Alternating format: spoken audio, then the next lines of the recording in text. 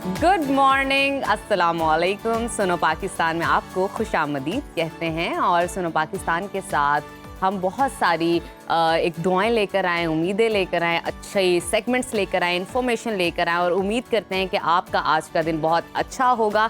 सुनो पाकिस्तान के साथ मैं हूँ नजफ राजा और मेरे साथ मौजूद हैं उज़ैर मलिक और आप सबको सुबह बखैर। पाकिस्तान और पाकिस्तान से बाहर हमारे तमाम जो देखने वाले हैं, हमारे जो व्यूअर्स हैं, आप सबको एक नई सुबह मुबारक हो और दुआ है कि ये सुबह आपके लिए बड़ी खुशगवार हो और पाकिस्तान के तमाम बसने वालों के लिए खुशियाँ, अमन और मोहब्बत का पैगाम लेकर आ। और जैसे कि मैंने अभी कहा कि हमेशा की तरह हमारी कोशिश रहती है कि आपकी सुबह को खुशगवार बनाया जाए, तो हम आज के सुनो पाकिस्तान में बहुत सारी इंटरेस्टिंग इन्फॉर्मेशन लेकर आए। फैशन की बात करेंगे, फिटनेस की बात करेंगे, सेहत की बात करेंगे और इसके साथ साथ सियासत पर भी नज़र डालेंगे कि क्या गर्मा गर्मी चल रही है। तो आपने करना सिर्फ ये है कि प्रोग्राम आखिर तक देखना है। बिल्कुल, प्रोग्राम में सबसे पहले आपको मौसम के हवाले से अपडेट करेंगे, तो फिर बात करेंगे फिटनेस की और आज आपको बताएंगे कि हर रोज घर में की जाने वाली कुछ आसान सी एक्सरसाइज। और उसके बाद आर्टिफिशियल ज्वेलरी ख़वातीन आजकल क्यों इतना पसंद कर रही हैं, क्या वैरायटी है, बजट फ्रेंडली वो कैसे है, ये सारी चीज़ों पर भी हम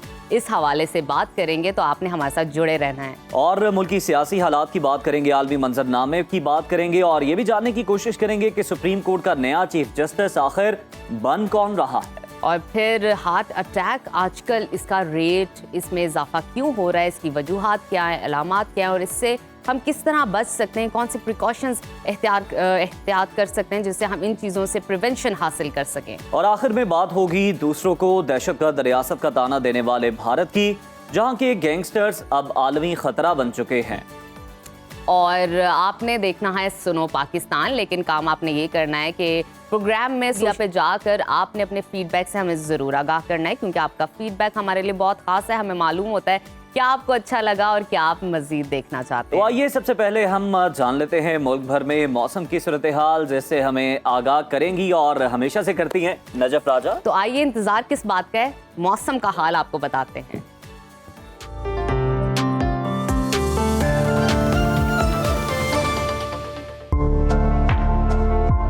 मुल्क के बेशतर इलाकों में मौसम खुश्क और मैदानी इलाकों में कदरे गर्म रहेगा। ताहम बलाई इलाकों में मतला अबर आलूद रहने के अलावा चंद एक मकामात पर तेज हवाओं और गरज चमक के साथ बारिश की पेशगोई की गई है।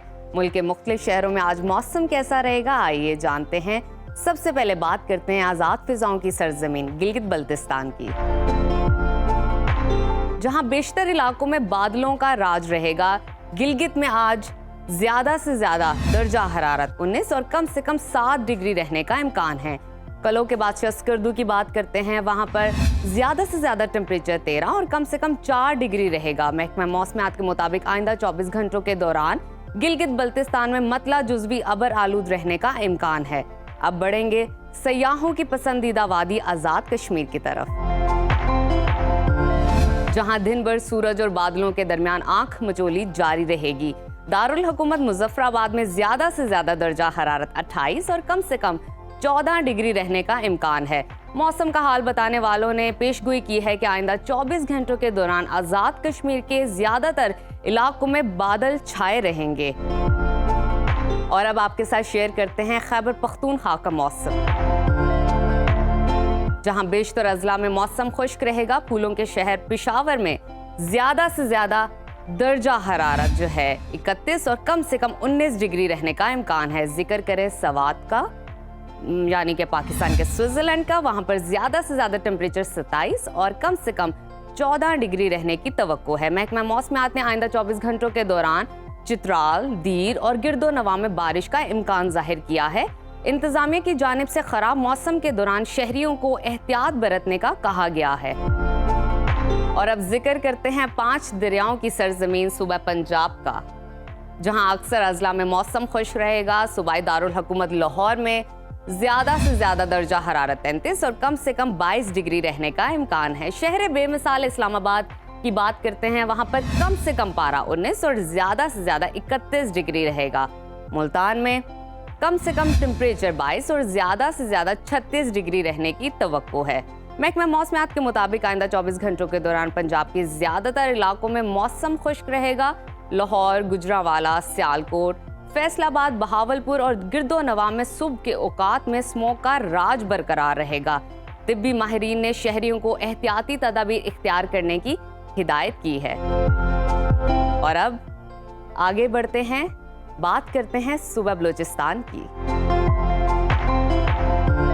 जहां बेशतर अजला में मतला साफ रहेगा। हुज़ाइका फलों के शहर कोयटा का जिक्र करें, वहां पर दर्जा हरारत कम से कम 12 और ज्यादा से ज्यादा 27 डिग्री रहने का इम्कान है। महकमा मौसमियात का कहना है कि आइंदा 24 घंटों के दौरान बलूचिस्तान में बारिश का कोई इम्कान नहीं। और अब रुख करते हैं वादी मेहरान की तरफ, यानी कि सूबा सिंध की तरफ, जहां अक्सर अजला में मौसम गर्म और खुश्क रहेगा। जिक्र करें मिनी पाकिस्तान का, तो कराची के शहरियों को 3 से 4 दिन मजीद सख्त गर्मी का सामना करना पड़ेगा। कराची में कम से कम दर्जा हरारत 24 और ज्यादा से ज्यादा 38 डिग्री रहने का इम्कान है। हैदराबाद की बात करें तो वहां पर कम से कम दर्जा हरारत 26 और ज्यादा से ज्यादा 39 डिग्री रहने की तवक्को है। ताहम उमरकोट और थरपारकर में आज गरज चमक और आंधी के साथ बारिश का इम्कान जाहिर किया गया है। महकमा मौसमियात ने आइंदा 24 घंटों के दौरान सिंध के बेशतर इलाकों में मौसम गर्म और मतला साफ रहने की पेशगोई की है।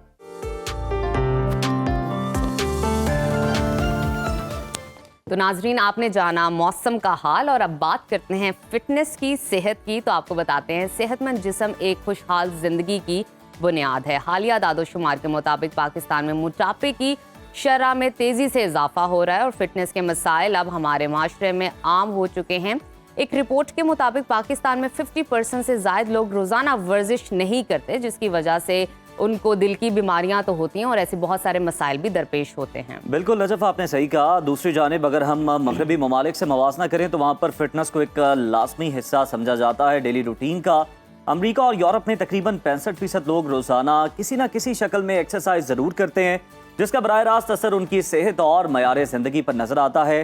दिलचस्प बात यह है कि अब पाकिस्तान में भी फिटनेस का रुझान बढ़ता जा रहा है और लोग अपनी रोजमर्रा जिंदगी में फिटनेस को तरजीह देने लगे हैं। उसके लिए कुछ ना कुछ वक्त जरूर निकालते हैं। बिल्कुल उज़ैर, और आज का ये जो सेगमेंट है, आज हम अपने प्रोग्राम में स्पेशली दावत दी है। हमारे साथ स्टूडियो में मौजूद है सर्टिफाइड फिटनेस एक्सपर्ट, जो कि गुज़िश्ता 8 सालों से 50,000 से ज़ायद लोगों को कंसल्टेंसी फराहम कर चुके हैं। और साथ ही साथ इनका दावा है कि आपको हैवी ट्रेनिंग की ज़रूरत नहीं, घर बैठ के भी आप अपना जो है वज़न आम एक्टिविटीज़ से भी कम कर सकते हैं। तो इस वक्त हमारे साथ मौजूद है उमर बिलाल अहमद। Welcome to Suno Pakistan. उमर, वालेकुम सलाम, आप कैसे हैं? आप लोग ठीक ठाक? जबरदस्त, आपको देख के और जबरदस्त हो गए हैं, क्योंकि आपने ये जो दावा किया है ना, ये अब आपने कायल करना है हमारी ऑडियंस को। ये कायल ऑलरेडी देखिए, मैं आपके प्लेटफॉर्म से हम लोग इंशाल्लाह इसको कायल कर लेते हैं, अपनी ऑडियंस को पैगाम दे देते हैं, दलीलों की बुनियाद पे कायल करेंगे। हिदायत अल्लाह पाक देता है। हम स्टार्ट अपनी गुफ्तगू को, मैं समझता हूँ कि जो आपने फिटनेस के ऊपर, फिटनेस लफ्ज के ऊपर आपने फोकस किया ना, तो फिटनेस लफ्ज की डेफिनेशन में भी थोड़ी सी कंफ्यूजन है। मैं ये थोड़ा सा आपको समझा दूं ताकि हमारी ऑडियंस जो है उसको ये चीज समझ में आ जाए। समझाएं। हर इंसान अपने 24 घंटे का जो दिन गुजार रहा है, अगर उस 24 घंटे के अंदर वो जो एक्टिविटीज करता है, उन एक्टिविटीज को करने में उसको कोई दिक्कत परेशानी नहीं है, so he is fit according to his own definition. So fitness की जो डेफिनेशन है वो कोई एक स्टैंडर्ड डेफिनेशन नहीं है कि आप मेरी तरह से 6 पैक्स मेंटेन करें। इसी तरीके से फिटनेस की डेफिनेशन है सब्जेक्टिव, यानी जो बंदा डिफाइन कर रहा है उसके हिसाब से मुख्तलिफ होगी। अब मिसाल के तौर पे एक क्रिकेटर जो है उसके लिए फिटनेस की डेफिनेशन और होगी, एक फुटबॉलर के लिए और होगी, एक टेनिस प्लेयर के लिए और होगी, एक बैडमिंटन प्लेयर के लिए और होगी। अब विराट कोहली है, वो क्रिकेटर है, उसकी फिटनेस के जो ऑब्जेक्टिव्स और उसकी जो फिजिक है वो रेलेवेंसी नहीं बनेगी अगर क्रिस्टियानो रोनाल्डो की बात करें। ठीक है, क्रिस्टियानो रोनाल्डो ने फुटबॉल खेलनी है, उसका लोअर स्ट्रांग होना चाहिए। लेकिन लोग तो इन्हीं को देखते हैं ना, और इन्हीं को अपना रोल मॉडल बनाते हैं, इन्हीं को फॉलो करने की कोशिश करते हैं। अब हम लोग जो जहां मिस्टेक करते हैं वो यही है कि हम रोल मॉडल उन लोगों को बनाते हैं जो कि हमारी एक्टिविटी नहीं होती। अब हमारी डाइट वैसी नहीं होती, हमारी डाइट नहीं है, हमारा ओवरऑल रूटीन वैसा नहीं है। सो असल ऑब्जेक्टिव ये है कि आपने ये आइडेंटिफाई करना है कि आपकी शौक क्या है, आपकी प्रायोरिटीज क्या है, आपका दिन भर की एक्टिविटीज क्या है और उसको करने में आपको प्रॉब्लम है या नहीं। बिल्कुल, ये चीज है। ठीक है। अच्छा उमर, ये बताइएगा कि वो कौन सी एक्टिविटीज हैं जिनका आप जिक्र कर रहे हैं कि वो करने से जो है आप अपने वेट को लूज कर देखिए- सकेंगे, और साथ ही साथ वो उम्र भी बताएगा जब अगर कोई ट्रेनिंग करना चाह रहा है तो इस उम्र के बाद आप अपनी ट्रेनिंग स्टार्ट कर सकते हैं यंगस्टर्स के लिए। आप ही के सवाल से जवाब देखें। सबसे पहली एक और कंफ्यूजन और जो एक मिथ है कि हम लोग वेट लॉस का लफ्ज इस्तेमाल करते हैं। ये लफ्ज करेक्ट नहीं है। जब हम फिटनेस अपने गोल्स अचीव करने की बात करें, असल लफ्ज जो है that is fat loss. Fat loss से मुराद ये है कि आपने अपने मसल को प्रोटेक्ट करना है और आपने फैट को लूज करना है जो एक्सेस आपकी बॉडी पर Well है। said. क्योंकि अगर आप मसल को भी लूज कर रहे हैं तो इवेंचुअली वो कहलाएगा वेट लॉस में भी तो वो हम देखते हैं ना कि वाटर रिड्यूस कर दिया तो वो देखिए, लगता है जी सर आपने देखिए, बड़ा वेट लॉस कर लिया। वेट लॉस तो ये है कि आप जूते भारी पहने, कपड़े भारी पहने, आपने कोट पहना हुआ है, आप अपना वजन करें, आपका एक वेट आएगा, आप जाके अपना कोट और जूते उतार लें, आपका वजन कम हो कुछ और जाएगा, होगा। तो आप कहलाएंगे भाई वेट लॉस हो गया। सो असल objective is not weight loss, it is Fat burn करना है। फैट आपने लॉस करना है, मसल को प्रोटेक्ट करना है। आप जब बिल्कुल ठीक आपकी है। डाइटरी प्रिंसिपल्स ठीक नहीं होते और आप एक्सेसिव वर्कआउट कर रहे होते उम्र हैं। किस तरह फिर ये फैट किस तरह बर्न की जा सकती अब है? मैं आपको इसी तरह बताऊं, जब हमारी डिस्कशन शो से पहले हो रही थी तो मैंने मैम से यही चीज जिक्र करी कि देखें हम लोग एक्सरसाइज पे बहुत ज्यादा फोकस करते हैं और वो वाली चीज जो हम लोग कर नहीं पाते। ठीक। तो मेरी कोशिश होती है, मैं जहां भी डिस्कशन करता हूं, जो लोग मुझे जानते हैं, I try to be solution oriented. अब एक कॉन्सेप्ट होता है जिसको हम कहते हैं NEAT, NEAT, non exercise activity thermogenesis.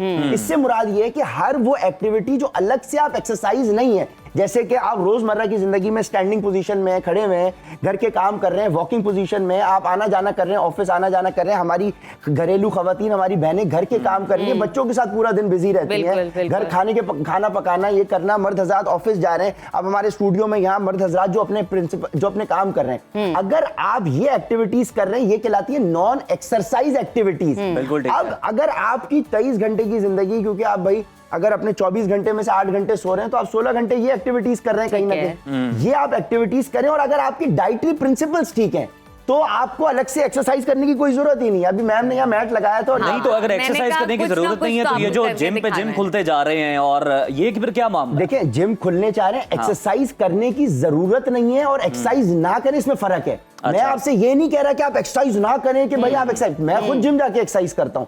कहने का मकसद ये है कि हम बात हमें वो करनी चाहिए जो आपके लिए सस्टेनेबल है, जो आप कर सकते हैं। ठीक है। अगर एक इंसान एक्सरसाइज नहीं करना मतलब जो चाहता, जा सकते हैं, टाइम निकाल सकते हैं, वो जाएं, बस जरूर देखें, जाएं। देखें। उन्हें मना नहीं कर रहे हम। और उमर, जो मुझे बात आपकी समझ आई वो ये है कि अगर आपकी एक्टिविटीज, नॉर्मल एक्टिविटीज, लाइफस्टाइल में कोई काम नहीं है, कोई एक्टिविटी नहीं है, तो आपको जिम जाना जरूरी है ताकि वहां जाके आप एक्टिविटी परफॉर्म करें और अपना फैट बर्न कर अगर सकें। आप उस चीज को एंजॉय करेंगे तो आप जाएंगे। इसीलिए जबरदस्त, हम अगले ओके। को एडवोकेट यही करते हैं कि आप कुछ ना कुछ फिजिकल एक्टिविटी करें। अब जिम जाके बेसिकली जो हम वेट ट्रेनिंग करते हैं या इक्विपमेंट के साथ एक्सरसाइज करते हैं, तो बेसिकली हम उसमें 45 मिनट में इतनी एक्टिविटी, हम कैलोरीज बर्न कर लेते हैं जो कि हम पूरे 8 घंटे की दिन भर की नॉर्मल एक्टिविटी में नहीं करेंगे। मशीन के ऊपर जब आप स्ट्रेंथ ट्रेनिंग करेंगे, अब जाहिर सी बात है आपको 10 किलो का डंबल उठाने के लिए ज्यादा एनर्जी रिक्वायर्ड है इसके मुकाबले में अगर आप सिर्फ वॉकिंग कर रहे हैं। तो जो लोग जिम जाना पसंद नहीं करते उनको जिम की हम रेलेवेंसी, अच्छा, वो ये भी तो कहते हैं ना कि ये बॉडी के साथ साथ आपके माइंड के लिए बहुत अच्छा है कि आप कहीं जाएं 1 घंटे के लिए और 45 मिनट के लिए कोई ना कोई ट्रेनिंग जरूर करें, आप कोई भी एक्सरसाइज जमीन करें। आसमान का फर्क होता है जब आप एक्सरसाइज करके जाते हैं, जब आपका ब्लड फ्लो आपकी पूरी बॉडी में, जब आपके ब्रेन को आपका वो ब्लड फ्रेश मिलता है। अब हमारा आज शो सुबह था, वरना आई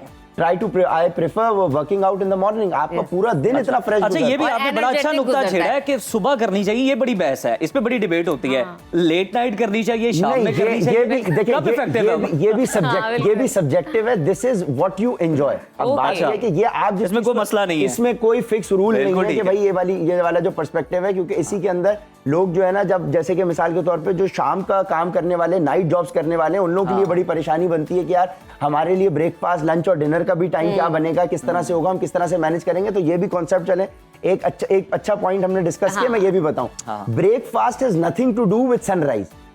आपने जब भी 8 घंटे की नींद पूरी करने के बाद जो पहला मील खाना है वो आपका ब्रेकफास्ट है। breakfast क्या बात है, ये Because आपने you नई are breaking your definition बताई है, fast. उमर, You are- जबरदस्त। नहीं, you are breaking your fast. अब आपकी जब भी 8 से 9-10 घंटे की फास्टिंग के बाद पहला मील खा रहे हैं वो ब्रेकफास्ट ठीक है। है, ठीक है। ब्रेकफास्ट के अमूमन 4 से 5 घंटे के बाद जो खाते हैं उसे लंच कहते हैं और सोने से 3 घंटे पहले जो खाते हैं उसे डिनर कहते हैं। अच्छा, ये तो बड़ी अच्छी उमर, उमर एक सवाल तरतीब है। बताई। एक चीज और मैं हाँ, ऐड हाँ, अगर कर दूं, बिल्कुल, उमर, ये बताएं कि लोग ये भी कहते हैं कि कितने घंटे पहले हमें खाना खा लेना चाहिए, कुछ ना कुछ खा लेना चाहिए जिम जाने से? अब उसकी लॉजिक सिंपल ये है कि देखिए, अगर मैं फ्रेश खाना खा रहा हूँ जिसमें मेरा मीट भी है, मेरे कार्बोहाइड्रेट्स भी हैं और फैट भी है, तो मीट और फैट को बर्न, मसाले उसमें नहीं है, ऑयल उसमें नहीं है, वो अब मैं वो डाइट प्लान आपको बता के जाऊंगा। अब आपने जब मुझे कराची से इनवाइट किया तो मैं वो भी बताऊंगा। हम चाह रहे हैं हम भी इस्तेफादा करें आपसे। जब आप मीट कंज्यूम करते हैं तो कम से कम आपको चिकन और बीफ के डाइजेस्ट होने में टाइम है। ऑन एवरेज अगर हम चिकन खा रहे हैं तो 3 से 4 घंटे वो आपको डाइजेस्ट लगेगा, यानी पेट से निकल के खून में शामिल होने के लिए उसको 3 से 4 घंटे लगेंगे। कार्ब्स को और फैट्स को बहुत टाइम लगता है। तो अगर आपने खाना खाया है मिसाल के तौर पे 8 बजे और आप 10 बजे जिम जा रहे हैं, तो पेट में आपके खाना मौजूद होगा, तो आपको ब्लोटिंग भी महसूस होगी, आपसे वर्कआउट भी नहीं होगा, आपसे एक्सरसाइजेस भी नहीं होंगी, सांस भी ज्यादा चढ़ा होगा और आपको प्रॉब्लम होगी। तो इसीलिए कम से कम ऑन एवरेज जो हम कहते हैं ना कि अगर आपने लाइट मील कंज्यूम किया है, वो लाइट मील क्या है वो डिपेंड करता है। अगर आपने लाइट मील कंज्यूम किया तो 3 से 4 घंटे के बाद आप वर्कआउट कर लें। अच्छा, फॉर एग्जाम्पल उमर, कोई ऐसा इंसान है जिसकी लाइफ में रूटीन में ऐसी कोई एक्टिविटी नहीं है, ठीक है, वो नहीं वॉक करता, वो नहीं जाता, वो घर में बस रहता है, फिर कोई वर्किंग स्टाइल भी नहीं है, सेकेंडली जिम भी नहीं जा सकते, जिम भी नहीं आप जा सकते, फिर भी उन लोगों के लिए आप कौन सी 1 से 2 एक्सरसाइजेज या एक्टिविटीज बताएंगे जो घर बैठ के आप उनके लिए मैं वो एक्सरसाइज बताऊंगा जो एक्सरसाइज मुंह से की जाती है, वो मैं आपको बताऊंगा। वो मैं एक्सरसाइज आपको बताऊंगा। मैं पिछले 8 साल से अगर काम कर रहा हूं, मेरा 95% क्लाइंटेल जो है दैट इज जो जिम नहीं जाता, जो एक्सरसाइज नहीं करना चाहता, जो रोजमर्रा के काम कर रहा है, जो मैंने नीट बताया, नॉन एक्सरसाइज एक्टिविटीज कर रहा है, वॉक कर रहा है। मेरे clients 50 KGs on average 5 months में सिर्फ वॉक करें और डाइटरी प्रिंसिपल्स आप ठीक करें तो आपके रिजल्ट्स गारंटीड। प्रिंसिपल बता दें टाइम का। अब मैं आपको डाइटरी प्रिंसिपल्स बता रहा हूं। देखें, आप दुनिया में कोई भी खाना उठाएं, अगर जो या तो वो रोटी की सोर्स से खाया जाएगा यानी व्हीट सोर्स से, या वो उसमें चावल होगा। रोटी या चावल से कोई भी खाना खाएंगे। बड़े सगीर में तो ये ज्यादा है हमारे सर, रोटी देखिए, रोटी या चावल से खाना खाया जाता है। अब वो पास्ता हो, वो ब्रेड हो, मतलब वो है व्हीट सोर्स। अब खाना आप में उसमें मीट होगा, यानी किसी भी जानवर का गोश्त होगा, चिकन हो, मटन हो या बीफ हो, साथ में दाल होगी या सब्जी होगी। दाल, सब्जी, गोश्त ये साथ होगा या इनमें से कोई एक चीज होगी। रोटी या चावल से खाया जाएगा, उसमें खाने में थोड़े बहुत मसाले होंगे, तेल या घी में खाना पकेगा, दूध और दही होगी। तो दुनिया में खाने पीने के लिए आपके पास यही चीजें अवेलेबल है। मनो सलवा हजरत मूसा की कौम के लिए उतरा था, हमारे लिए नहीं उतरेगा। ठीक है ना? तो आपको तैयार करना सर, तो इंग्रेडिएंट्स आपके पास यही है, हर इंसान को यही खाना होता है। लेकिन मैटर करता है आप 85 केजी के, आपको आना 65 पे, तो 85 केजी के बंदे को 65 पे आने के लिए कितना कार्ब्स चाहिए, कितने प्रोटीन चाहिए, कितने फैट्स चाहिए, वो मुख्तलिफ है। लास्ट मिनट है, कैसे खाएं फिर, किस तरह पोर्शंस में खाएं? उसके लिए देखें, मैं लाहौर में मौजूद हूं, अगर आपको फ्री एडवाइस कंसल्टेशन चाहिए तो बहुत अच्छी बात आपने छेड़ दी। मेरे कराची से आने का लाहौर मकसद ही यही है कि हम पाकिस्तान की तारीख का सबसे बड़ा जो सब कुछ छोड़ के तवज्जुह से मैं ये कह रहा हूं कि हमें जितने भी सुनो टीवी के ऊपर क्लाइंट लोग सुन रहे हैं, 26 अक्टूबर को लाहौर एक्सपो सेंटर में मैं पाकिस्तान की तारीख का सबसे पहला और सबसे बड़ा हेल्थ एंड फिटनेस एक्सपो करने जा रहा हूं, सेमिनार थीम, शाम 5 से 8 बजे। जितने भी लोग मेरे रजिस्ट्रेशन डेस्क पे आके ये कहेंगे कि हम सुनो टीवी के तवज्जुह से आए हैं, उनके लिए मेरी अप टू लाख रुपए की जो कंसल्टेशन फीस होती है फ्री। ले जी, जबरदस्त। ये हमें आपका सुबह टीवी देखने का, सुनो पाकिस्तान लगाने का भला free invite for families and friends. जो लोग हमारे सुनो टीवी की ऑडियंस हमें सुन रही है, वो एक्सपो सेंटर लाहौर पहुंचे 26 अक्टूबर कमिंग सैटरडे को शाम 5 बजे शाद, क्योंकि मेरे पास ऑलरेडी इतनी हजारों में रजिस्ट्रेशन हैं कि मुझे इतना आइडिया है कि लाहौर एक्सपो सेंटर का जो ऑडिटोरियम है वो छोटा पड़ जाएगा, क्योंकि उससे बड़ी जगह मुझे मिल नहीं रही थी लाहौर में। चले उमर, हम भी कोशिश करेंगे, विजिट करेंगे, और हमारी जो ऑडियंस देख रही है उनके पास अगर एक्सरसाइज का वक्त नहीं है तो हम उन्हें ये कहेंगे एक बार एक्सपो जाने का वक्त जरूर अगर उनको जो मैं सॉल्यूशंस दूं और अगर उनको रिजल्ट्स ना मिले तो फिर मैं क्लियर बात कहता हूं, आज नहीं आपके टीम, मैं कहता हूं जो चोर की सजा वो मेरी सजा। चलें, बहुत शुक्रिया उमर, आपने बड़ी अच्छी ऑफर दी हमारे व्यूअर्स को। बिल्कुल, और आपने सुन लिया कि फ्री कंसल्टेंसी आपको मिल सकती है, कि अगर आप वहां पे जाके कहेंगे कि आप सुनो पाकिस्तान का वो मॉर्निंग शो देखकर यहाँ पर आए हैं, तो आपको पता चल जाएगा कि किस तरह आपको अपना फैट बर्न करना है। तो नाज़रीन, अभी वक्त हुआ छोटी सी ब्रेक का, आपने कहीं नहीं जाना, देखते रहिए सुनो पाकिस्तान।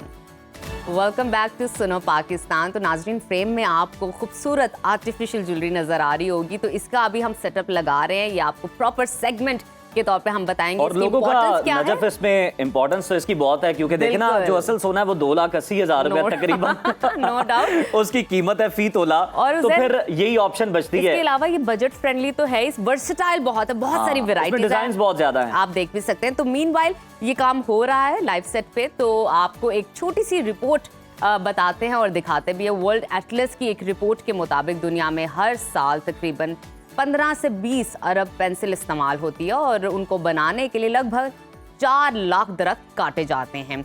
इस माहौलियाती नुकसान से बचने के लिए एक पाकिस्तानी तालिबे इल्म ने अखबार की मदद से पेंसिल तैयार की है ताकि माहौल को बचाया जा सकते हैं, एनवायरनमेंट को आप प्रोटेक्ट कर सकते हैं। एनवायरनमेंट फ्रेंडली है ये बहुत ज्यादा ना, और इसके इस्तेमाल के बाद अगर आप इसे जमीन में दबा भी देंगे तो कुछ अरसे के बाद आप देखेंगे वो पेंसिल दरख्त की सूरत इख्तियार कर जाएगी। बात है, और ये पेंसिल काम कैसे करती है और क्या हम भी इसे घर पर खुद बना सकते हैं? इस पेंसिल को जमीन में दबाने से ये दरख्त में कैसे बदलती है, इस हवाले से हमारी आउटडोर एंकर आयशा ने खुसूसी रिपोर्ट तैयार की है। आइए आपको वो दिखाते हैं।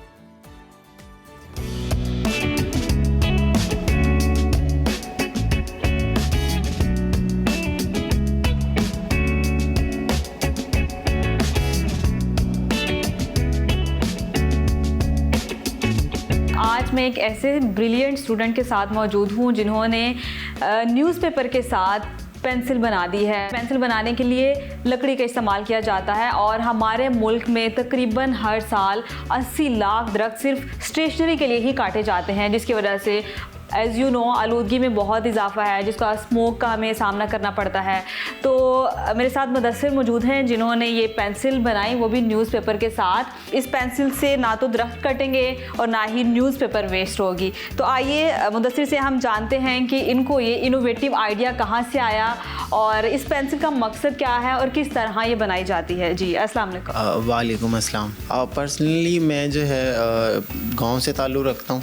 तो गांव में जब हम रहते थे तो उधर हमें इन्वायरमेंट देखने को मिलता था, बहुत ही अच्छा इन्वायरमेंट होता था और जो है वो साफ़ हमें हवा देखने को मिलती थी, सरसब्ज जो है वो खेत वगैरह, तो वो एक एटमॉस्फेयर बहुत अच्छा था। बट जब हमने मूव किया लाहौर में आके मुझे आइडिया हुआ कि पोल्यूशन बहुत ज़्यादा है, ग्लोबल वार्मिंग बहुत ज़्यादा है, सो हमें क्लाइमेट एक्शन की बहुत ज़रूरत है।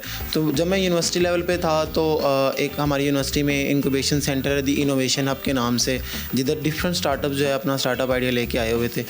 तो देन मैंने भी उधर अपना आइडिया इंट्रोड्यूस करवा दिया। इको फ्रेंडली पेंसिल्स के नाम से हमारा बेसिकली रील लाइफ के नाम से हमारा स्टार्टअप हमने इंट्रोड्यूस करवाया इनोवेशन हब में। तो स्टार्टिंग में जो फेज़ था हमें जस्ट एक आइडिया था हमारे पास और हमने उसको इम्प्लीमेंट किस तरह से करना है, प्रोडक्ट को मज़ीद बेहतर किस तरह से करना है। तो ये सारी चीज़ें मुझे जो है वो incubation centre the innovation hub जो हमारा इंक्यूबेशन सेंटर उधर सिखाई गई। तो उसके बाद आहिस्ता आहिस्ता जो है वो चीज़ें बेहतर हुई और पहले हमें टाइम लगता था एक पेंसिल को बनाने पर आधा घंटा लग जाता था और वो पेंसिल भी सही नहीं थी बनती। बट अब अल्हम्दुलिल्लाह जो है वो 5-7 मिनट तो ये पेंसिल जो न्यूज़पेपर के साथ बनाई जाती है, तो इसकी कोई खास टेक्निक है या इसको कोई भी बना सकता है? इसको कोई भी बना सकता है और हमारी विश है कि हर बंदा इसको बनाए और यही पेंसिल यूज़ हो ताकि हम वुडन पेंसिल को जो है वो बनती है तो उसके जो दरख्त कटते हैं उन दरख्तों को कटने से बचा सकें। और ये सिंपल और मैं देख रही हूँ कि ये जो पेंसिल है, पेंसिल के पीछे मोस्टली इरेजर होती है, तो लेकिन इस पेंसिल के पीछे मैं देख रही हूँ कुछ बीज नज़र आ रहे हैं मुझे, तो ये बताइए क्या है? ये बेसिकली बिल्कुल सही कह रही हैं आप, ये बीज ही हैं। आप पेंसिल यूज़ करने के बाद इन बीजों को प्लांट कर सकते हैं जिससे पौधों के। आप मुझे ये बता सकते हैं कि ये पेंसिल मैं बना सकती हूँ अगर आप मुझे सिखाएं? जी, कि बिल्कुल। बहुत इंटरेस्टिंग लग रहा है ये कि न्यूज़पेपर के साथ ये बना हुआ है। बिल्कुल, इसका फुली जो है वो एक ईजी सा प्रोसेस है और हम इसको ईजिली बना सकते हैं। ओके, हम फिर बनाते हैं।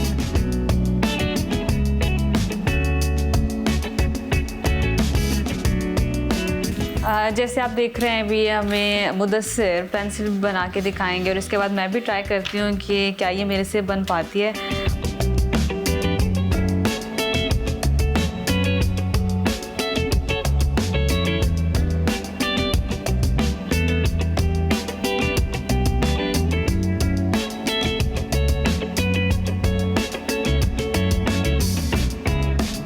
अब ये देखिए मुदस्सिर ने इतनी प्यारी हमें पेंसिल मेरे सामने ही बना के हमें दिखा दी है और अब मैं ट्राई करती हूँ कि मेरे से ये बनती है या नहीं। सबसे पहले इसको इधर से रोलिंग करनी है, थोड़ा सा आप लेट को इधर से अंदर। ओके, ठीक है। चलिए इसको सेम बस रोलिंग है, जस्ट कोई इसमें मुश्किल चीज़ नहीं है। जी, ये आप देख सकते हैं मैं इसको रोल कर रही हूँ, मतलब मैं बना सकती हूँ। इसका मतलब ये तो फिर कोई भी बना सकता है। कोई भी बना सकता है, ठीक है। क्योंकि हमने बताया हमारा विजन ये है कि हम पाकिस्तान को ग्रीनर बनाना चाहते हैं, तो कोई भी बना।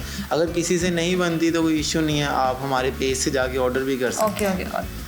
क्योंकि मोस्टली अब बच्चों का यही होता है कि ये देखिए, अब हम इसमें ऐड करेंगे 1 अदद कैप्सूल और उसमें सीड्स होंगे, वो कोई भी हो सकते हैं, आप अपनी मर्ज़ी से भी इसमें लगा सकते हैं।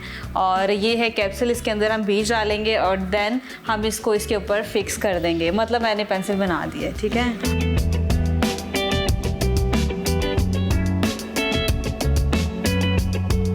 तो मुझे ये बताइएगा, ये जो पेंसिल है, क्योंकि ये तो न्यूज़पेपर से बनी है, वुड से तो बनी नहीं है, तो इसको शॉप हम इसी शॉर्पनर से कर सकते हैं? इसका कोई स्पेशल है? ये नॉर्मल शार्पनर से शॉप ओके, हम करके देखते हैं अभी। ये मैं इसको कर रही हूँ, ये तो बहुत स्मूथली, मतलब दूसरी पेंसिल की तरह ही हो रहा है। ऐसे ही है, क्यों अभी इवन हैंडमेड है, सम टाइम आपको जो है इसमें इशू आ सकता है शॉप करने में, बट स्टिल वही है कि जब हम इसको मशीनरी से बनाएंगे तो ये इजीली शॉप होगी। शॉप अभी भी होती है, कोई इशू नहीं, और नॉर्मल शार्पनर से ही शॉप होती है। मैंने इसको शॉप कर दिया इसी शॉर्पनर के साथ, ठीक है। बहुत शुक्रिया मुदस्सिर, आपने हमें अपना कीमती वक्त दिया। ये हमारे पहले पाकिस्तानी स्टूडेंट हैं जिन्होंने इनोवेटिव आइडिया पेश किया और पाकिस्तान को सरसब्ज बनाने के लिए उन्होंने ऐसी पेंसिल इजाद की और उसके साथ सीड्स भी लगाए कि पाकिस्तान को ज़्यादा से ज़्यादा हम लोग सरसब्ज कर सकें। आई होप आपको हमारा सेगमेंट बहुत पसंद आया होगा। इस तरह के सेगमेंट्स देखने के लिए देखते रहिए सुनो पाकिस्तान। तो आपने हमारी ये रिपोर्ट मुलाहिजा की और आपने जाना कि किस तरह से आप एनवायरनमेंट फ्रेंडली काम कर सकते हैं, और खुसूसी तौर पर आपको जो शजरकारी मुहिम है उसमें बढ़ चढ़ कर अपना हिस्सा डालना चाहिए। आपको एक दरख्त लाजमी अपने हिस्से का लगाना चाहिए, और ताकि जो भी उसकी छाँव में बैठे उसके दिल से आपके लिए दुआ ही निकले, ये फ़ायदे में भी आ सके। और please go green, that's the I guess title. तो अभी नाजरीन वक्त है छोटी सी ब्रेक का, आपने कहीं नहीं जाना, क्योंकि ब्रेक के बाद हम आर्टिफिशियल ज्वेलरी के हवाले से बात भी करेंगे, आपको ज्वेलरी दिखाएंगे, खूबसूरत, वैरायटी, फ्रेंडली, जो बजट फ्रेंडली है, लेकिन कहीं मत जाइएगा, देखते रहिए सुनो Pakistan. Welcome back to Suno Pakistan. तो नाजरीन अब हम बात करेंगे आर्टिफिशियल ज्वेलरी के हवाले से। तो पाकिस्तान में आर्टिफिशियल ज्वेलरी का जो रुझान है वो तेज़ी से बढ़ रहा है। बाज़ारों में सस्ते दामों और खूबसूरत डिज़ाइनिंग की ज्वेलरी ना सिर्फ ख़वातीन की पहली पसंद बन चुकी है, बल्कि इसके जो कारोबार में इजाफा भी डे बाय डे हो रहा है। पाकिस्तान में ख़वातीन आर्टिफिशियल ज्वेलरी को अपने रोज़मर्रा इस्तेमाल का हिस्सा बनाती हैं, और उसके साथ साथ मुख्तलिफ जो तकरीबात होती हैं शादी ब्याह की, उनमें भी पहनना पसंद करती हैं। एक अंदाजे के मुताबिक पाकिस्तान में आर्टिफिशियल ज्वेलरी की मांग पिछले 5 सालों में तकरीबन 40% तक बढ़ चुकी है, और इसकी एक बड़ी वजह सोने की तेज़ी से बढ़ती हुई कीमत है। और हमने आपको ये भी बताया कि कीमत है क्या। बिल्कुल, और अगर हम मगरिब की बात करें तो वहाँ पर भी आर्टिफिशियल ज्वेलरी का जो रुझान है तेज़ी से बढ़ रहा है। दिलचस्प हकीकत ये है कि दुनिया भर में ज्वेलरी इंडस्ट्री तकरीबन 60% अब आर्टिफिशियल ज्वेलरी पर मुश्तमिल हो चुकी है, और ये ना सिर्फ फैशन का हिस्सा बन चुकी है बल्कि बजट फ्रेंडली भी है, जैसे कि आपको पहले बताया, वर्सेटाइल भी है, बहुत सारी वैरायटीज बिल्कुल इसके अंदर मौजूद है। तो आज हमारे साथ मौजूद हैं कैसे मियाँ बीवी जो आर्टिफिशियल ज्वेलरी का कारोबार करते हैं, और उनसे जानेंगे कि उनके तजुर्बात क्या हैं, और उसके साथ साथ उनसे नए ट्रेंड्स के बारे में भी जानने की कोशिश करेंगे। तो हमारे साथ मौजूद हैं स्टूडियोज में अहमद एहसान साहब और मदीहा अहमद। कैसे हैं आप लोग? Welcome to Suno Pakistan. अच्छा, सबसे पहले तो मुझे ये बताएं कि आजकल जो शादीशुदा जोड़े हैं ना, जो कपल्स हैं, वो तो ताल्लुकात को बेहतर करने के, आपसे बाहमी ताल्लुकात को बेहतर करने के लिए बड़ी तगदो करते हैं। आप तो, आपके ताल्लुकात भी आइडियल हैं और कारोबार भी बड़ी कामयाबी से, ये किस तरह कर रहे हैं आप? कौन स्टार्ट करेगा? अच्छा, उसके लिए भी आप इजाजत लेना चाहते हैं? आप स्टार्ट कर दें। मैं बोलूं या आप बोलेंगे? आपके कारोबार की कामयाबी का राज हमें मैं समझ गई हूँ, बॉस यहाँ पर कौन है, मैं समझ गई। परमिशन लेके आप बात करेंगे। हम लोग जिस तरह के हम लोग ने स्टार्ट किया ये बिज़नेस, हम लोग शादीशुदा थे, तो ये पहले ही इस तरह का बिज़नेस, इनको बहुत शौक था कि मैं कोई बिज़नेस करूँ, मैं कोई बिज़नेस करूँ। तो मैंने इनका ओके गो अहेड, फिर इनका ये आइडिया आया इनको। तो हमने पहले, हम जिस तरह कोरोना से पहले हमारा सारा हो रहा था कि हम लोग ये ऑफलाइन काम हो रहा था सारा, कि ये अपनी फैमिलीज में फंक्शंस या किसी जिस तरह इवेंट हॉल होते हैं, एग्जीबिशंस वगैरह मैं करती थी, एग्जीबिशंस वगैरह। फिर उसके बाद जब कोविड आ गया तो उसके बाद जो है ना, फिर आपको पता घर में ये सारा काम खत्म हो गया कि लोगों का आना जाना, फिर वो तो खत्म हो गया। तो फिर इन्होंने, मेरे हस्बैंड ने मुझे आइडिया दिया कि हम लोग लार्ज स्केल पे ऑनलाइन ये काम अब हम शुरू करते हैं। आपको पता था, जब इंतजामिया को पता चलता था ना कि आपके घर में लोग ज्यादा आए हैं, तो फिर वो खुद भी आ जाते थे। अच्छा, मुझे ना उज़ैर इनकी एक केमिस्ट्री समझ नहीं है, मियाँ बीवी के एक्चुअली जो आर्गुमेंट्स होते हैं, उनके जो ओपिनियंस होते हैं, जरा डिफरेंस क्रिएट करते हैं, अपने अपने ओपिनियन आप कह रही हैं एक पेज पे क्यों है? ये एक पेज पे कैसे हैं, मतलब आइडिया भी एक यार दूसरे का अहमद पसंद सही से है। बताएं, आप सिर्फ स्टूडियो में आके कैमरे के सामने एक पेज में ये कैसे मुमकिन है कि आप दोनों एक ही बिजनेस कर रहे हैं और बड़े अच्छे तरीके से कर रहे हैं और फ्लरिश हो रहा है? ज्वेलरी बहुत पसंद आई है हमें भी और ऑडियंस को भी डेफिनेटली पसंद आ रही है, कैसे मुमकिन है? मेरा ख्याल है कि मैं अपने आप की तारीफ करूंगा इधर कि मैं बहुत सपोर्टिव हस्बैंड मैंने इनको बहुत देखिए वो सपोर्ट तो आप हैं, देखिए वो आइडिया जो सिर्फ अभी तक ख्यालों में था, तखय्युल में था आपकी मिसेस के, लेकिन वो आपने उसे अमली जामा पहनाया और ये वैसे भी इनको बहुत शौक था कोई ना कोई बिजनेस करने का। फिर जब कोरोना आया तो हमने ऑनलाइन स्टार्ट किया, हमने कहा चलो अब ये तो खत्म हो गया काम, तो ऑनलाइन स्टार्ट करते हैं। तो हमने जो चीज़ ऑनलाइन लगाई, पहले हमने फेसबुक मार्केटिंग शुरू की तो वो फौरन सेल हो जाती थी। हमें इतना अच्छा रिस्पॉन्स आया कि हमने इसको लार्जर स्केल में लेके जाने का फैसला किया और फिर वी स्टार्टेड मेकिंग वेबसाइट और सारी चीजें हमने की। आपने कहा अब शौक से बढ़ के काम किया जाए। हाँ, अब शौक से अब हमारा प्रोफेशनल बिजनेस बन गया है कि अब मदीहा, मैं आपकी जानिब आना चाहूंगी, मुझे बताइएगा कि ये आइडिया तो चलो आप लोगों को आया, लेकिन ये वैरायटी इतनी खूबसूरत मैं देख रही हूँ, अभी हम वहाँ जाके अपने ऑडियंस को भी विजिट कराएंगे। ये आइडियाज आपको कहाँ से आते हैं डिफरेंट? लोकली भी मार्केट विजिट मैं सारी करती हूँ, तो जो मुझे डिजाइन पसंद आए तो वो मैं चूज कर लेती हूँ, अपनी वेबसाइट पे लगवाती हूँ। इसके अलावा 80% हम लोग इंपोर्ट करते हैं। अच्छा, तो इंपोर्ट में ये है कि सारे मैं देखती हूँ हमारे वेंडर्स जो हैं, तो वो डिजाइन वगैरह उसमें सेलेक्ट करती हूँ और वो फिर उसके बाद मंगवा के तो वो फिर हम वेबसाइट पे लगाते हैं। तो वो फिर अल्लाह का शुक्र है बहुत अच्छे हमारे पसंद करती हैं हमारे कस्टमर्स। चलते हैं अपने व्यूवर्स को भी दिखाते हैं।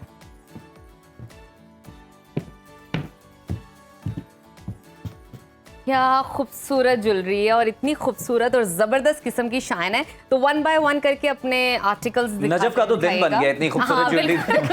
मुझे तो देख के इतनी खुशी हो रही है जी। अच्छा, ये क्या चीज़ है? ये हमारा ब्राइडल सेट भी आप यूज़ कर सकते हैं। इसके अलावा वेडिंग्स वगैरह में जैसे आप ये यूज़ कर सकते हैं। ये स्ट्रिंग सेट है हमारा, बहुत ही इसकी क्वालिटी आप चेक करेंगे बिल्कुल जो है ना खराब नहीं होता। क्वालिटी इसकी शाइन, स्टोन्स हमारे बड़े अच्छे लगे होते हैं इसके अंदर। हाँ बिल्कुल। और मुझे इसके कलर के बारे में बताएगा ये, क्योंकि अक्सर लोगों को ना ये होता है कि कलर अच्छा फेड ना हो जाए, नहीं ये कलर इसका फेड खराब ना हो जाए, ये इसका नहीं होगा। लेकिन फिर भी आपने एहतियात करनी है। आपको पता है सोने की चीज में और आर्टिफिशियल में ऐसे तो फर्क है, जरा तो आपने एहतियात करनी है। पैसों का भी अच्छा खासा फर्क है। पैसों का भी फर्क है ऑब्वियसली, पैसों का भी। और सोना पहन के नहीं निकल सकते, जिस तरह हालात हैं आप सोना नहीं इतना यूज कर सकते। अच्छा, ये रिंग्स के बारे में बताइए। अब ये तो रिंग्स इतनी खूबसूरत है, डायमंड से भरी हुई है, शाइनी है और मुझे लगता है इनकी प्राइसेस भी डिफरेंट होगी। तो क्या रेंज है आपकी इस प्राइस? ये हमारी 2500 से 3000 की रेंज में हमारी रिंग्स है सारी। ठीक है। विद डिलीवरी हम लोग फ्री देते हैं ऑल ओवर पाकिस्तान। और देखिए हर कलर में हमारे पास रिंग्स मौजूद हैं। आपका जिस कलर का ड्रेस है, अगर आपको जो मर्जी कलर चाहिए, हमारे पास हर कलर अवेलेबल है। इसी तरह सेट्स में, बैंगल्स में, हमारी वेबसाइट पे कस्टमाइज तो कम करते हैं, इतना ज्यादा नहीं, क्योंकि हमारी वेबसाइट पे वैसे इतनी ज्यादा वैरायटी है कि कस्टमाइज की इतनी हमें डिमांड नहीं आती, क्योंकि हर कलर का आपको सेट मिल रहा है, रिंग्स मिल रही हैं, इयररिंग्स मिल रहे हैं, तो वो कस्टमाइज का इतना ज्यादा फिर नहीं आती डिमांड। अच्छा, मुझे ये बताइएगा मदीहा कि आपका सबसे बेस्ट सेलिंग प्राइस वो जो आर्टिकल है वो कौन सा है? अच्छा, ये ग्रीन जो है, ये ग्रीन तो बहुत ही मजे का लग रहा है, इसको जरा ठीक कर लेते हैं, क्योंकि ये जो ग्रीन कलर है ना, ये आई गेस हर कलर के साथ चलता है। तो बहुत ज्यादा चल रहा है और ये पोल्की में बना हुआ सेट और ये साथ इसके इयररिंग्स हैं, तो ये काफी ज्यादा हमारा ना सेल होता है, ये काफी ट्रेंडिंग। अच्छा, ये मेरे हाथ में ट्रेंडिंग को तो छोड़े, ये बताएं आपको कौन सा सबसे ज्यादा पसंद आ रहा है? अपनी पसंद भी तो बताएं ऑडियंस को। मुझे ये सब बहुत पसंद आ रहा है, मैं 1 बाय 1 करके देख रही हूँ कि क्या है। अच्छा, ये जो है ये बहुत अच्छे हैं आई गेस। इस तरह के जो इयररिंग्स हैं, ईस्टर्न के साथ, वेस्टर्न के साथ, हर कलर के साथ, ये जो ग्रीन है ना, बॉटल ग्रीन मेरा बहुत फेवरेट है। बॉटल ग्रीन हर कलर के साथ चलता है, आई गेस शॉकिंग पिंक के साथ भी बहुत अच्छा लगेगा। अच्छा, मुझे ये बताइएगा, क्या आप आपका ऑनलाइन पेज है राइट जी, तो वहाँ पे आप इस तरह का कुछ हैम्पर्स वगैरह लगाती हैं कि आपके कमेंट्स वगैरह आए हैं तो कोई गिवअवेज हमारा चलता रहता है। गिवअवेज हमारी जो है ना इंस्टा पेज पे चलता रहता है, एवरी मंथ हम लोग गिव अवे करते हैं। मुझे ये बैंगल्स बहुत अट्रैक्टिव लग रहे हैं और बहुत खूबसूरत, आप ये देख सकते हैं कितना बारीक और बहुत डिटेल्ड काम इसके अंदर हुआ हुआ है। हम ये थोड़ा सा क्योंकि क्वालिटी पे हम लोग कॉम्प्रोमाइज नहीं करते, हम कहते हैं दायरा क्वालिटी अच्छी होगी तो फिर और हमारे जो है ना रिपीट कस्टमर्स होंगे जो हमारे क्लाइंट्स हैं। अगर हमारी क्वालिटी नहीं सही होगी तो फिर आगे लोग हमसे बाय नहीं करेंगे। आपने बहुत ही खूबसूरत बात की है कि मदीहा, आप ये क्वालिटी को इंश्योर किस तरह कर लेती हैं? ये किस तरह यकीनी बनाती हैं? क्योंकि खुद यूज करती हूँ, खुद यूज की तो फिर वो देखते हैं कि जो नई सही क्वालिटी की अगर रिंग है, अगर वो खराब हो गई, कोई स्टोन निकल आया तो वो फिर हम लोग अपनी वेबसाइट ऐसे वेंडर्स पे फिर आप क्रॉस लगा देते बहुत हैं, जरूरी है ये जिनका खराब हो क्वालिटी जो है वो थोड़ी सी पुअर हो तो उन वेंडर्स पे आप क्रॉस लगा देती हैं। उन पे नहीं, क्रॉस उसके लगा अलावा देते भी हैं। आपको हाँ। अपनी भी ब्रांड की क्रेडिबिलिटी को मेंटेन करने के लिए बहुत जरूरी है कि आपका प्रोडक्ट अच्छा होना चाहिए, अच्छा ताकि हो। एक दफा जो कस्टमर आए वो दोबारा भी दोबारा विजिट आए, करे। क्योंकि रिपीटेड कस्टमर्स की काफी ज्यादा हमारी ना अहमद website पे अहमद काफी कुछ कहना repeated चाह रहे हैं, customers उनकी भी हैं। बात शामिल कर लें इसमें। मैं ये कहना चाह रहा था कि हमें हमारा ये होता है कि हम रिटर्न कर लेते हैं कि कोई प्रॉब्लम आए तो ठीक है। हमारी फ्री रिटर्न पॉलिसी है। हम ये अच्छा, नहीं कहते we don't ask any question अगर कोई किस तो तरह आप कह रहे हैं उसके, कि फेड हो गई है, आप कोई बड़ी- बड़ी प्रॉब्लम आई है तो exchange हम कर देते हैं product। exchange अहमद बहुत कर अच्छी देते बात हैं। है, हमारा दीन कोई भी ये size कहता का है issue कि हो, किसी को अगर कोई article खामी पसंद नहीं आ रहा तो हो, आप जो है तो चीज हम वापस ले लें, exchange इसमें कर कोई देते हैं। बुरी ये बात नहीं, बहुत ही मायूब नहीं। खूबसूरत है। अच्छा, मुझे ये बताइएगा मदीहा, आपने आइडियाज के बारे में तो बताया कि किस तरह आपका ज्यादातर वेस्टर्न है, ईस्टर्न है, क्योंकि मैं देख रही हूँ कि ज्यादा सारे टेम्पररी स्टाइल हैं, लेकिन ये एक ट्रेडिशनल है। तो आपका ब्राइडल का भी है या सिर्फ ब्राइडल के भी होते हैं हमारे पास सेट्स, ब्राइडल भी होते हैं, ट्रेडिशनल ईस्टर्न सारे हैं। डेली वेयर की ज्वेलरी जैसे आप देख रही हैं, ये स्मॉल इयररिंग्स हैं ये वाले, ये डेली वेयर में बहुत ज़्यादा लेडीज पसंद करती हैं। इनकी क्वालिटी बड़ी ज़बरदस्त है, आप ये चेक करें, इनके बड़े फाइन स्टोन्स हैं, पर्ल्स हैं। जब मेरा ख्याल है आपको ये ऑर्डर कर लेना चाहिए। नहीं, ऐसे देखिए इससे कैसे- पहले आप पूछे, मैंने आपको बता दिया कि आपको ये ऑर्डर कर लेना चाहिए। ये बहुत खूबसूरत है। अच्छा, आपको jewelry तो फ्री वैसे ट्रायल भी मिल गया ना नजफ? जी, जी। हमारी क्या वेबसाइट पे सेल भी लगी मैंने कहा है आपको तो फ्री 40%। ट्रायल भी मिल गया ना, तो आसानी हो गई है। और मुझे Online शायद मुश्किल- गिफ्ट भी मिल जाए। You never know। बहुत खूबसूरत। अच्छा, मुझे बताइएगा कलर कॉम्बिनेशंस के हवाले से आपको कस्टमाइज के लिए ऑडियंस की प्रेफरेंस मेंटेन रखती हैं या आपके अपने कलर कॉम्बिनेशंस होते हैं कि अपने यार भी होते इसके हैं साथ और कुछ मुझे ये चाहिए? जैसे लोग हमें कहते हैं कि हमें ग्रीन में कुछ दिखा दे, तो हम लोग जो ग्रीन के हमारे पास जो अवेलेबिलिटी होती है वो हम उनको सेंड कर देते हैं, या रूबी में मांगते हैं लोग, तो जो कलर का आपका ड्रेस है, सेट्स हमारे पास सारे कलर्स की वैरायटी हमारे पास होती है वेबसाइट पे। अच्छा, ये देख सकते हैं कि 2 सिल्वर के आर्टिकल्स हैं और थोड़ा सा ही फर्क है, लेकिन जो देखने वाले हैं, पसंद करने वाले हैं, उनको पता चल जाएगा किस किस्म का डिफरेंस है दोनों के अंदर, और दोनों ही बहुत खूबसूरत है, डिटेल्ड काम है। और वैसे मेरे ख्याल में ये जो पर्ल व्हाइट है ना, वैसे ही हर ड्रेस के साथ हर बहुत ड्रेस के साथ, और खूबसूरत प्राइस लगता है। रेंज भी हमारी इयरिंग्स की ना 2500। वैसे तो हमारी अच्छा, वेबसाइट 2500 500 से स्टार्ट होते हैं, 500 से लेके आपका जो स्टार्टिंग प्राइस है हमारी, लेकिन ये 2500 का बहुत अच्छी इनकी क्वालिटी, और ये बिल्कुल ख़राब नहीं होंगे। ठीक है। ये आपके ना नग निकलेगा ना ब्लैक होंगे, बस ये है कि आपने ज़्यादा ना इनको ज़रा, जैसे आपको पता है थोड़ी सी एहतियात आपने करनी है कि ज़्यादा जैसे नहाते हुए लोग यूज़ कर लेते हैं, इतना ज़्यादा वो नहीं करना, लेकिन वरना फिर ख़राब अच्छा, नहीं मुझे देखिए ये ज्वेलरी बताइएगा- पसंद इतनी आ जाती है कि वो कहते हैं कि हमने उतारनी ही नहीं। मेरा ये जो सवाल है ना आप दोनों से, ये है कि जाहिर बात है मार्केट में बहुत कंपटीशन है ऑलरेडी, बहुत सारे ऐसे ऑनलाइन पेजेस हैं जो इस तरह की ज्वेलरी दे रहे हैं, तो कितना टाइम लगा आपको ये बिजनेस एस्टेब्लिश करते हुए, और वो जो पेशेंस था उसके बारे में हमारी ऑडियंस को बताइएगा, कब अच्छा रिस्पॉन्स मिलना शुरू हुआ? हमें तो मेरे कोविड ख्याल में बहुत स्टार्टिंग अच्छा से था, ही कोविड में बहुत response अच्छा था, क्योंकि कोविड में तो बिल्कुल ऑनलाइन लोग बाहर नहीं जा सकते, उनको नहीं पता बाहर क्या चल रहा है, तो सब जो पेज पे है बट वो ही अच्छा whoever है। started in COVID did excellent। अच्छा बहुत अहमद, ही हमें ये अच्छा भी काम बता है दें कि COVID इस में। बिजनेस में आप दोनों का क्या रोल है? कोई डिफरेंट रोल है? आप कुछ और चीजों को देखते हैं और मदिया कुछ और चीजों को देखती हैं? मैं ई कॉमर्स को देखता हूँ मोस्टली, अच्छा। मतलब मेरी टीम है उसको मैं हेड कर रहा हूँ, अपनी ई कॉमर्स की टीम को, और बाकी सारा ऑपरेशंस वगैरह ये देखती हैं। सोर्सिंग में भी मैं इनकी हेल्प करता हूँ, लेकिन मेजरली मेरी ई कॉमर्स मार्केटिंग है। हम इन्फ्लुएंसर्स मार्केटिंग भी करवाते हैं, वो ये देखती हैं। अच्छा। और इस तरह हमने डिफरेंट सॉर्ट किया हुआ है कि कुछ काम ये कर रही हैं, कुछ काम मैं जैसे कर कोई रहा हूँ। डिजाइन सिलेक्शन है वो मेरा, उसमें वो मैं करती हूँ डिजाइन बिल्कुल ठीक है। सिलेक्शन। इसके अलावा लॉजिस्टिक भी देखने होते हैं, लॉजिस्टिक आपकी बहुत जरूरी है कि ये जो ना कई होते टाइम हैं पे पहुंच जाए बस। टाइम पे पहुंच जाए। कस्टमर ये ना कहे कि इवेंट गुजर गया, हमने क्या करना है। कस्टमर बहुत इस बारे में बहुत possessive है। उसको मिलना चाहिए, Possessive वो भी हैं, नहीं फिर वो जो लेते। कमेंट्स लिखते हैं इतने डिटेल, क्योंकि मैंने भी हमें लिखे मिला हुए ही हैं, नहीं। अगर मेरा ऑर्डर लेट हो जाए। तो नाजरीन, अभी आप दोनों का बहुत बहुत शुक्रिया इतने आपका। खूबसूरत बड़ी आर्टिकल्स अच्छी दिखाने गुफ्तगू के हुई, और लिए। आर्टिकल और तो हमारे जबरदस्त पेज है। के बारे में भी लोगों को बता दें कि हमारा houseofjewelry.pk हमारी वेबसाइट है। जबरदस्त। तो आप बिल्कुल। विजिट वेबसाइट पे कर हमारी सकते हैं, ऑर्डर कर 40% सकते हैं। सेल भी लगी हुई है आजकल। और तो अगर फिर आप ये लोग सेगमेंट जाएं दोबारा और- देखना चाहते हैं तो हमारे सोशल मीडिया पेज पर जाइए, आपको आर्टिकल्स भी नजर आ सकते हैं, और आप फिर जाके इनके पेज से आप यहाँ से ऑर्डर भी भी कर selection कर सकते हैं। सकते हैं पेज से पहले। बिल्कुल। बहुत शुक्रिया आप दोनों का। अभी वक्त है छोटी सी ब्रेक का, आपने कहीं नहीं जाना, क्योंकि अभी बहुत सारे सेगमेंट्स बाकी हैं। देखते रहिए सुनो पाकिस्तान।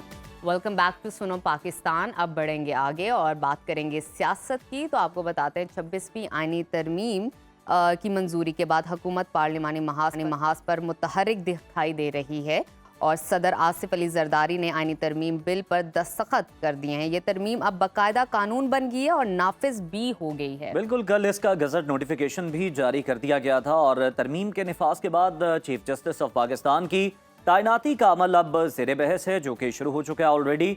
सुप्रीम कोर्ट के मौजूदा चीफ जस्टिस आज रात तक 3 सीनियर तरीन जजेस के नाम खुसूसी पार्लिमानी कमेटी को भिजवाएंगे और पार्लिमानी कमेटी उनमें से एक जज को चीफ जस्टिस के लिए नामजद कर देगी। इसी तरह सेनेट और कौमी असम्बली अरकान पर मुश्तमिल 12 रुकनी खुसूसी पार्लिमानी कमेटी भी बन गई। इत्तलात ये हैं कि पार्लिमानी खुसूसी कमेटी का इजलास आज शाम 5 बजे पार्लियामेंट हाउस में होने जा रहा है और चीफ जस्टिस की तरफ से आने वाले नामों पर इसमें गौर किया जाएगा।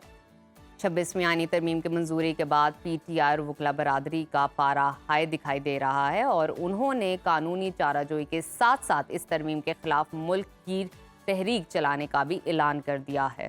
तमाम तर सूरत हाल पर बात करने के लिए हमारे साथ मौजूद हैं सीनियर सियासतदान दानियाल अजीज साहब। दानियाल साहब, वेलकम टू सुनो पाकिस्तान।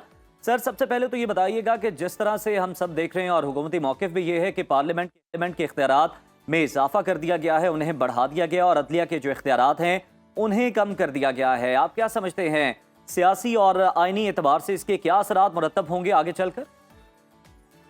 मेरे ख्याल में जी ये बड़ी मुद्दत के बाद ये मामला तय हुआ था कि सीनियर मोस्ट को आप चीफ जस्टिस लगाएंगे और इसमें बहुत लय दी हुई है। बड़ी लंबी तारीख है, अभी मैं बात करूंगा तो बहुत लंबी हो जाएगी, लेकिन बहुत सारे लोग वाकिफ हैं उससे। तो ये बड़े एक उलझा हुआ मामला बड़े सालों के बाद जाके तय हुआ था और मामूल पे चल रहा था। लेकिन इसमें क्या हुआ था कि बहुत सारे जो चीफ जस्टिस थे उन्होंने मुख्तलिफ किस्म की जो हरकत की, उसमें मिसयूज किया अपनी अथॉरिटी को, जिसमें पेश साकिब निसार साहब थे। जिस तरह से वो जाके अस्पतालों में छापे मार रहे थे, मतलब एक अजीब पतंगड़ बना दिया था सुप्रीम कोर्ट को। जो उनके फैसले थे वो बाद में सुप्रीम कोर्ट को ही एक एक करके सारे जो है ना रिवाइज करके रिव्यू करके तो चेंज करने पड़े, क्योंकि वो नागुज़ीर थे जिस किस्म के वो फैसले दे रहे थे। ऐसा ही है। और उसमें मुख्तलिफ मतलब उस डिटेल में फिर उसके बाद जो सूरत हाल रही। अब अफसोस से ये कहना पड़ता है कि जो मामलात फरवरी की 8 तारीख को हुए वो आया है और नुमाया है, और उसमें जो कानूनी ज़ाब्ते के मुताबिक जो 60 दिन इलेक्शन कमीशन के पास दरकार थे कि वो इनिशियल कंप्लेंट्स को रिजॉल्व करे, और जो 120 दिन उसके बाद ये ट्रिब्यूनल्स थे, इनमें 120 दिन के बाद भी फैसले नहीं हुए, बल्कि मुख्तलिफ किस्म की लैद हुई। अब उसमें जुडिशरी ने अपने फैसले सुना दिए हैं, बहुत से ट्रिब्यूनल्स के बारे में भी और रिजर्व सीटों के बारे में भी, और उसके ऊपर मुख्तलिफ किस्म के हीले बहाने इस्तेमाल हुए। देखने में ये आएगा आने वाले दिनों में कि क्या अब ये फैसले जो है ये सारे के सारे अनड्यू होके एक एक तरफा ट्रैफिक चल पड़ेगी, या फिर जो फैसले हो चुके हैं उनकी इम्प्लीमेंटेशन का ये जरिया बनेगा, क्योंकि वो एक या दो जजेस पे जो मुतनाज़ा हो सकते थे उन पे नहीं है मुश्तमिल, ये पूरी फुल कोर्ट ने फैसले दिए हैं। और उसमें फिर ये देखने में आएगा कि ये एक जाती आप समझ से मुफाद के लिए हुकूमत ने किया है, अपने आप को प्रोटेक्ट करने के लिए उन जुडिशल एक्शन से जो शायद जो फरवरी 8 की जो हरकत थी उनको नुमाया करे, या फिर ये वाकई पाकिस्तान में एक नया दौर जो है अदलिया का शुरू हो रहा है, जिसमें सियासी मुदाखलत कम होगी और इंसाफ की फराहमी ज़्यादा होगी। ठीक है दानियाल साहब, ये भी हमें इस बारे में भी आगाह कीजिएगा। 26वीं आईनी तरमीम के तहत पार्लिमानी कमेटी के जरिए चीफ जस्टिस की तैनाती का सिलसिला जारी है। क्या आप समझते हैं कि दूसरी अहम तैनातियों की तरफ चीफ जस्टिस की तकर्री भी पार्लियामेंट के जरिए करना एक दुरुस्त अमल है? मेरे ख्याल में इसमें जो मैंने पहले अर्ज किया है उसी की ये एक अगली कड़ी है, क्योंकि आप देखें कि अगर आईनी अदालत या आईनी बेंच बन गया है और उसमें वो नामजद भी हो गए लोग कौन होंगे और उसका तरीक़ेकार भी पार्लियामेंट के पास आ गया है, तो फिर खतरा किस बात का? यानी ये इतनी फुर्तियां क्यों कि ये 25 से पहले सब कुछ जो है ना करके दिखाना है, क्योंकि यहाँ पर साल जो है नोटिफिकेशन नहीं होती, कमेटियां नहीं बनती, उनकी मीटिंग नहीं होती, उनके सेक्रेटरी नहीं तैनात होते। हमने देखा है पूरी पार्लियामेंट की तमाम कमेटियां नहीं बनती। ये रातों रात अभी शाही सूखी नहीं है तो धड़ाधड़ जो है नोटिफिकेशन हो रही, सब कुछ हो रही। तो इससे पहली जो शकूक व शुबहात जो उभरते हैं वो सबसे पहले उनकी खुशबू यहाँ से आ रही है कि इतनी फुर्तियां क्यों। जब आपने अपनी मर्जी की अदालत बना ली, सब कुछ हो गया, तो फिर अगर वो फर्ज करें कॉन्स्टिट्यूशनल बेंच भी आपने तैनात करना है, उसकी तय भी हो गया कि कौन होगा उसमें, तो फिर आपको मसला क्या है? इसका मतलब है अभी भी कुछ बाकी है। दानियाल साहब, मोटिव तो आपने ये बता दिया हुकूमत का। उम्मीद है कि खुसूसी पार्लिमानी कमेटी के जरिए आज नए चीफ जस्टिस ऑफ पाकिस्तान की जो तैनाती का मामला है वो नामजदगी हो जाएगी। आपके ख्याल में सुप्रीम कोर्ट का नया चीफ जस्टिस कौन हो सकता है? क्योंकि 25 तारीख भी अभी बाकी। मेरे ख्याल में मुझे जो है ना ये सारा मामला देख के एक विंस्टन चर्चिल साहब का कॉल याद आता है। उन्होंने ये कहा था कि it is not the end, it is not the beginning of the end, but it may well be the end of the beginning. तो ये शुरुआत का ये खात्मा है, लेकिन ये सारी बात अभी मुकम्मल नहीं हुई। आप देखें जो सियासी इस्तेकाम दरकार था, ये तो महज एक सियासी पनाह बनाई गई है। सियासी इस्तेकाम इसमें कहीं से नहीं है, क्योंकि अब जो पहले सिर्फ शायद अपोजिशन पार्टी इसमें एहतजाज पे सरापा एहतजाज थी, अब उसमें सिविल सोसाइटी, उसमें बुकला जो तहरीक चलाते रहे वो सारे लोग जो है, और मुख्तलिफ बार और पाकिस्तान बार काउंसिल और वो सारी शामिल। तो वो एक बजाय इसके कि मामला सुलझाए जाते, इस पनाह को लेने से, इंसाफ की पनाह को लेने से, ये मामला जो है सियासी इस्तेकाम और सामने उभर के आएगा। और जिस किस्म की हमने हरकत सुनी और देखने में आई कि ये इसको करवाने के लिए जिस तरीके से और जिस अंदाज से मामला आगे बढ़े हैं, ये पाकिस्तान में मेरे ख्याल में जो सबसे स्याह दौर थे उनमें भी नहीं ये सामने आए। तो मेरे ख्याल में ये भी एक बहुत तशवीशनाक बात है कि एक तरफ हमें सुलझाया जा रहा है कि जी ये वो चार्टर ऑफ डेमोक्रेसी का एक कड़ी है जो कि पूरी होनी थी, जो नहीं हुई। हरकत इस तरह नहीं है, ये बिल्कुल बरक्स है। ये एक दानियाल साहब, ये एक छुपने का जरिया। आपने बड़े बेहतरीन अंदाज से इस सारे प्रोसेस को हमें इलेबोरेट किए। आपसे मैं ये भी जानना चाहूंगी, इस तरमीम की मंजूरी का आप क्या समझते हैं, क्रेडिट किसको जाता है और कौन सी सियासी जमात इसको सबसे ज्यादा बेनिफिशरी हो सकती है इसमें? जो हरकत फरवरी की 9 तारीख और फरवरी की 8 तारीख को हुई हैं, वो जिन जमातों ने उसका बेनिफिट लिया है वही बेनिफिशरी होने हैं। ठीक है। और इसमें जो मुख्तलिफ तरमीम है वो खुद बयान करती हैं कि इसकी इतनी अशद जरूरत क्या थी। देखें, एक तरफ जो रिजर्व सीटें थी पार्लियामेंट की, उनका तो फैसला हो गया।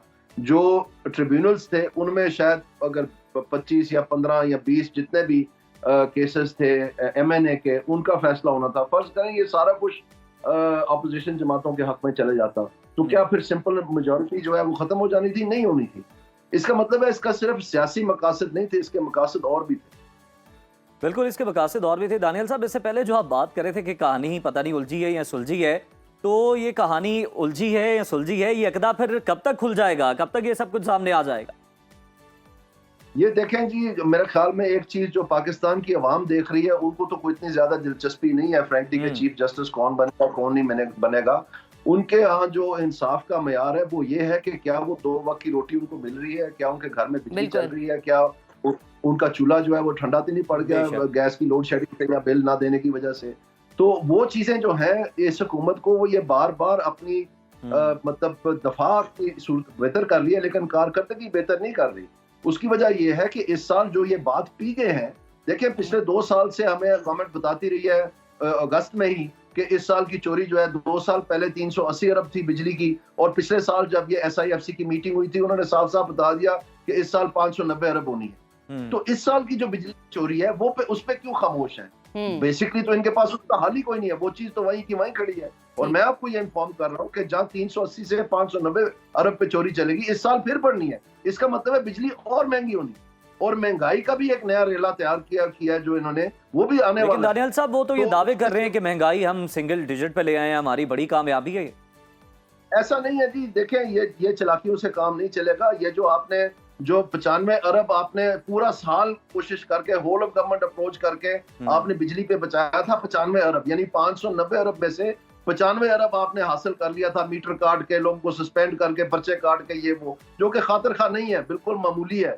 लेकिन उसके बाद क्या हुआ कि पंजाब ने 45 अरब और मरकज ने 50 अरब, यानी वही 95 अरब आपने फिर उस आग में झोंक दिया 2 माह के लिए, जिसको IMF ने मना कर दिया कि आप अपने गवर्नेंस ठीक करें, आपका ये तरीका नहीं है कि आप नई सब्सिडीज तैयार करें जब हम पहली वालियों को जो नहीं बर्दाश्त कर पा रहे। तो वो खत्म हो गया। इसकी वजह से महंगाई के ऊपर असर पड़ा है। जो गंदम के साथ सानिया किया इन्होंने, जो अब नाक चने चुबाने पड़ने हैं नवंबर में, क्योंकि बिजाई का वक्त दोबारा आ गया, जो पिछले साल मार्च और फरवरी में इन्होंने इंपोर्ट्स करके सस्ती और पाकिस्तान को धोखा दे के काश्तकार को ये बताया उनको कि 3,900 रुपए फी माह हम आपको देंगे, वो नाक चने चुबाने का भी वक्त आ रहा है।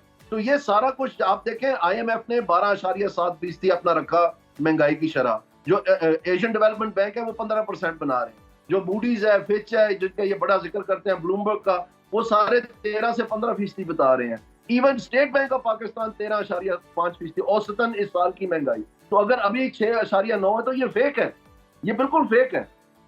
अभी ये ऊपर महंगाई बढ़ेगी तो जाके 12% बनेगी ना।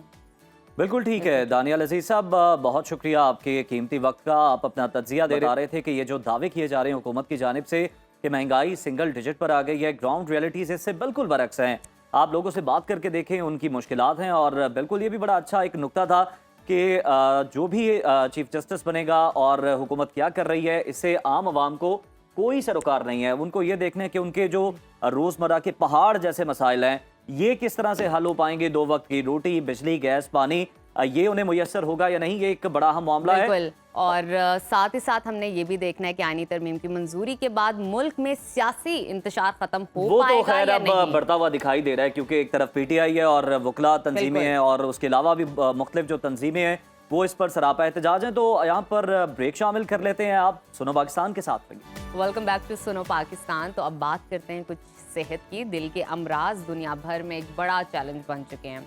खासतौर पर पाकिस्तान में इसकी शरह हैरानकुन हद तक बढ़ गई है और एक हालिया रिपोर्ट के मुताबिक पाकिस्तान में हर साल तकरीबन 2 लाख अफराद हार्ट अटैक का शिकार हो जाते हैं और बदकिस्मती से इसकी बहुत से लोगों का इंतकाल हो जाता है। और इसकी सबसे बड़ी वजह जो देखी गई है वो इलाज की अदम दस्तयाबी है और लोगों को पता नहीं होता कि उनको अलामात आ रही हैं, लेकिन पता नहीं चलता, हार्ट अटैक हो जाता है।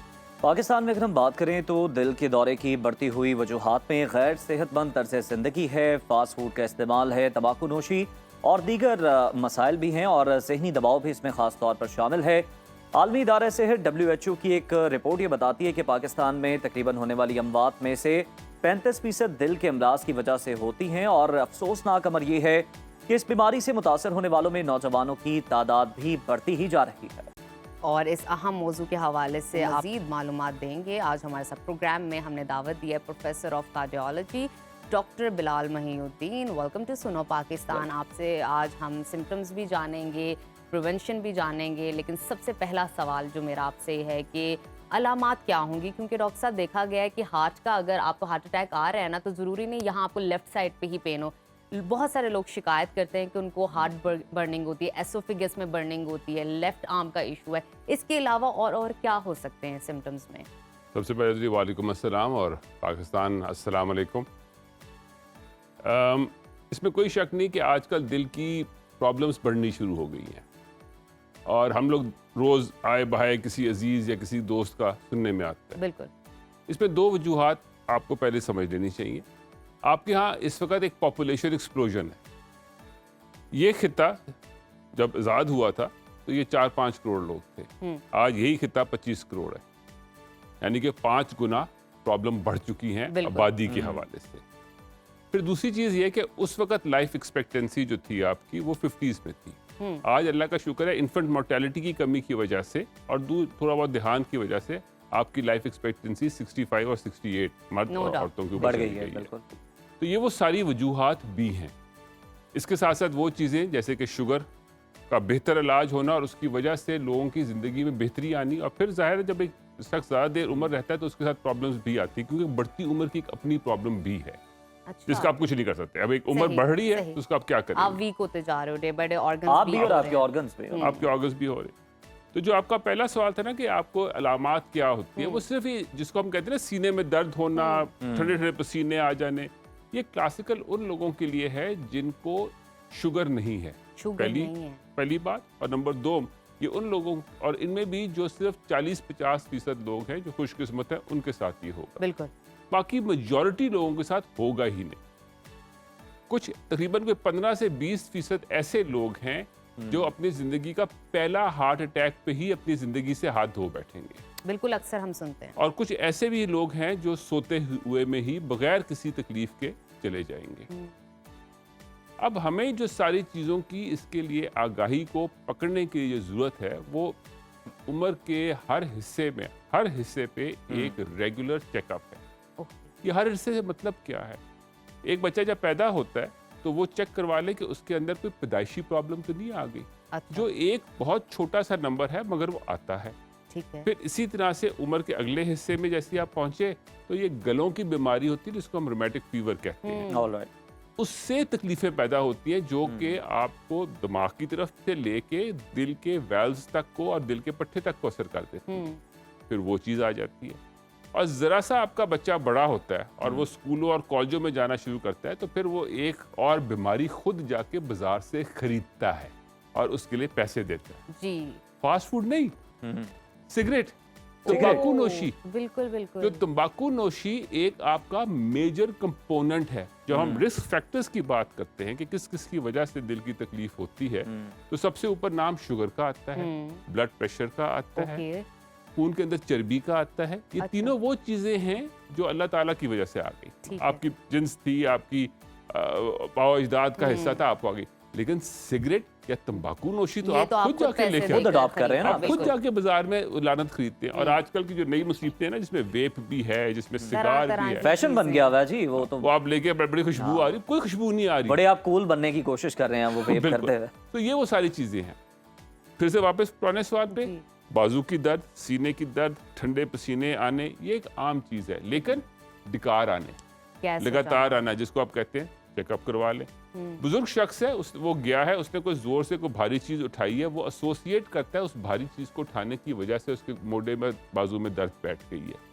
लेकिन चेकअप करवा लो। एक क्या करवाना क्या है, एक ईसीजी तो करवानी है और एक जाके अपनी बाकी हकीकत किसी डॉक्टर को बयान करनी है। और उसको हो सकता है कि वो एक आध ब्लड टेस्ट करवा ले, नहीं है तो लाख लाख शुक्र।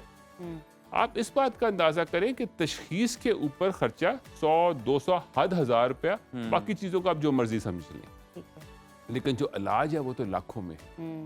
और जो इस बीमारी से हमें हिसाब से संभाल के रखता है वो सारी चीजें जो बिल्कुल सिंपल है। लेकिन डॉक्टर साहब यहाँ पर तो फिर ये भी है ना मामला कि हम बिल्कुल आखिरी स्टेज का इंतजार करते हैं। वो आपकी बात, पहले ईसीजी नहीं करवानी, 100, 200 जो 500 है वो नहीं लगाना, बाद में चाहे हम लाखों लगा दें अपनी सारी जमा पूंजी। अच्छा डॉक्टर साहब ये बताइएगा कि अगर किसी को हार्ट अटैक हो जाता है तो उसके पास कितना वक्त होता है हॉस्पिटल तक पहुंचने का, और इस दौरानिए में उसे घर पे किस तरह से ट्रीट किया जा सकता है, इब्तदाई तौर पर उसे किस तरह से हम तिब्बी इमदाद फराहम कर सकते हैं? अच्छा, इसमें दो चीजें जी।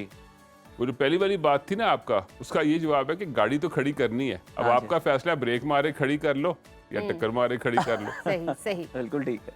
तो जिस वक्त आपने दूसरा पूछा था कि आपने क्या क्या उसको घर के अंदर, मतलब हाँ, हॉस्पिटल इब्तदाई हम पहुंचने क्या तक। पहली उसको बात दे ये है कि सकते इस हैं, बात का फैसला करें कि क्या ये शख्स प्रोन है कि नहीं। अच्छा, आप आम तौर पे कहेंगे 25-30 साल का शख्स जो है, 35 साल का शख्स है, ये प्रोन नहीं है। अच्छा, तो बात ठीक है। लेकिन अगर उसके खानदान में छोटी उम्र के अंदर दिल की तकलीफ है ना तो वो शायद प्रोन है। अगर उसको शुगर है तो वो प्रोन है।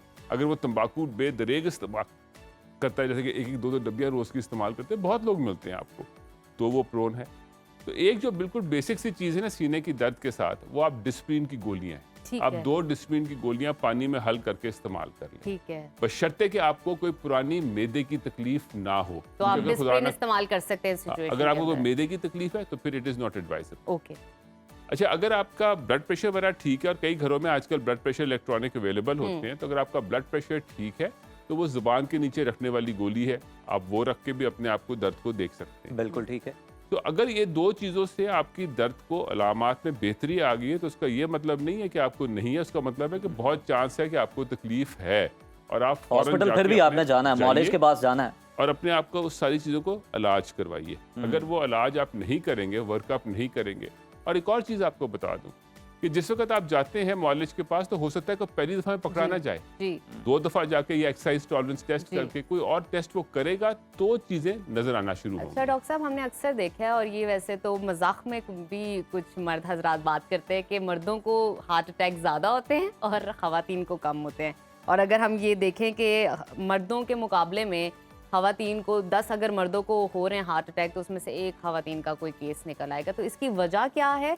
क्या हार्मोन्स का कुछ डिफरेंस है या क्या एक्टिविटीज़ में कुछ डिफरेंस है, क्या वजह है? हाँ, हमारे अल्लाह बख्शे बहुत गजब के कॉमेडियन उमर साहब हुआ करते थे और वो कहते थे कि 10 कब्रों के बाद आपको एक औरत की खबर मिलती है। लेकिन ऐसी चीज़ नहीं है। जाहिर है अल्लाह ने जिस चीज़ को पैदा किया उसने जाना है, और जाना है। 53% तो ख्वातीन है इस मुल्क में। हाँ। तो इसमें कोई शक नहीं, मर्दों में तकलीफ ज़्यादा है और वो छोटी उम्र में है। अच्छा। मर्दों में अगर 55 साल की उम्र में तकलीफ आ जाए तो उसको एट हाई रिस्क गिना जाता है, जबकि औरतों में 65, और इसकी वजह सीधी सी हार्मोनल प्रोटेक्शन है। अल्लाह ताला ने ख्वातीन से और बहुत सारे काम लेने, उसने माँ बनना है, उसे घरस्ती चलानी है, तो अल्लाह ताला ने उसको प्रोटेक्शन दी हुई है। मर्द बेचारा कबाऊ मशीन है, उसकी प्रोटेक्शन लेवल जरा फर्क हिसाब से है। तो आपने उस हिसाब की बात में देखना है। रहा ताल्लुक औरतों में ये गलत फहमी है, हमारे यहाँ आप गौर से देखें औरतें करती क्या घर में, वो बचा बुचा खा जाती है, वो अपने आप को वैसे ही अपने ही घर के अंदर सेकंड ग्रेड सिटीजन कर लेती है, ठीक है ना। तो जब उसको कोई दर्द तकलीफ भी होती है ना, तो आराम से सर पे पट्टी बांध के या वैसे ही कहती है बेटा आसान ही आ रहा है, तो बैठ जाती है। तो वो इंतजार करती है बीमारी का बढ़ने का और फिर वो आगे हिलती है। तो एज ए रिजल्ट एक वो प्रॉब्लम है। अच्छा, फिर एक और चीज़ ये है कि आम फहम अगर आप अपने मुल्क के अंदर ख्वातीन का देखें ना, आपकी बात नहीं कर रहा, ख्वातीन का देखें तो जरा वो सेहतमंद होती हैं। जी जी। हमारे यहाँ 40 to 50% ख्वातीन सेहतमंदी पे है।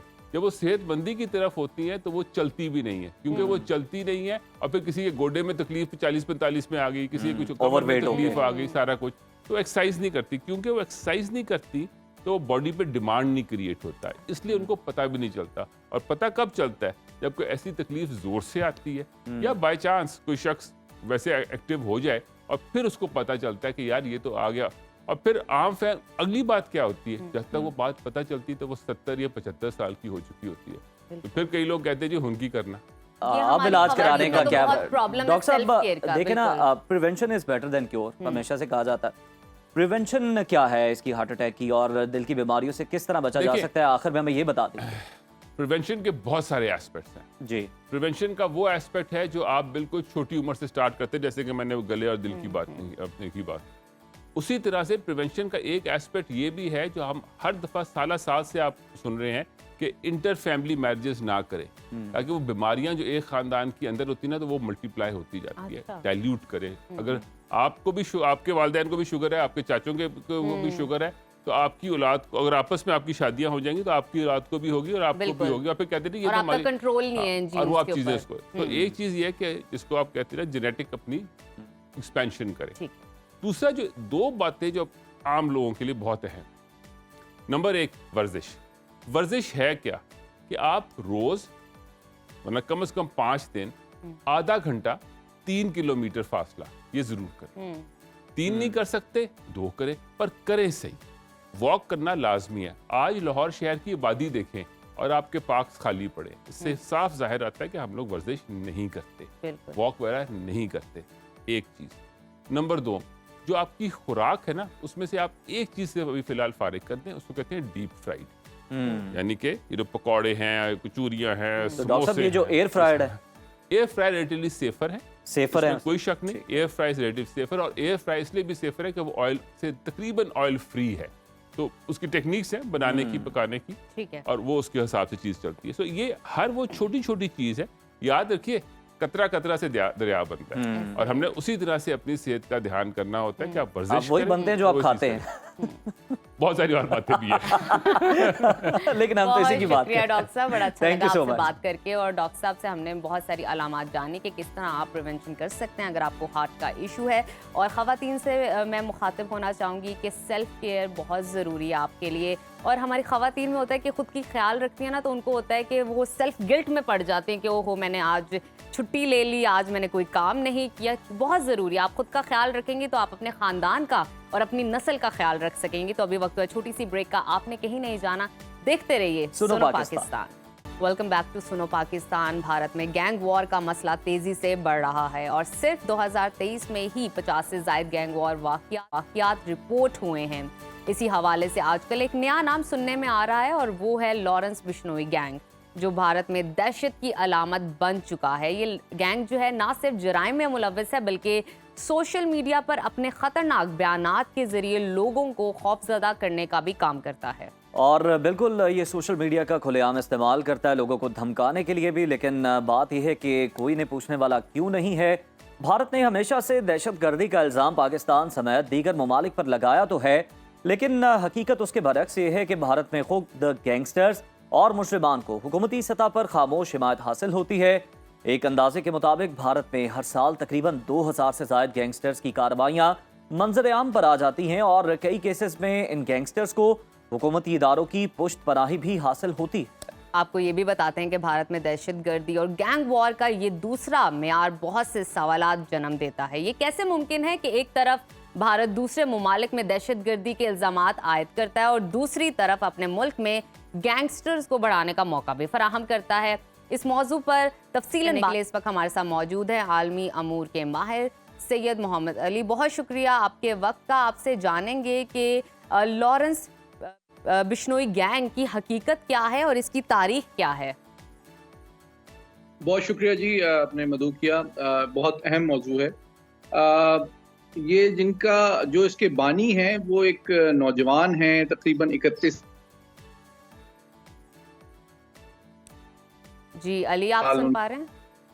वो एक भारतीय जेल में हैं, लेकिन दिलचस्प बात यह है कि उनका जेल में होना उनके असर रसूख, उनके और उनकी जो कार्रवाइयाँ हैं भारत के अंदर या आलमी सतह पे, उस पर कोई असर नहीं डालता।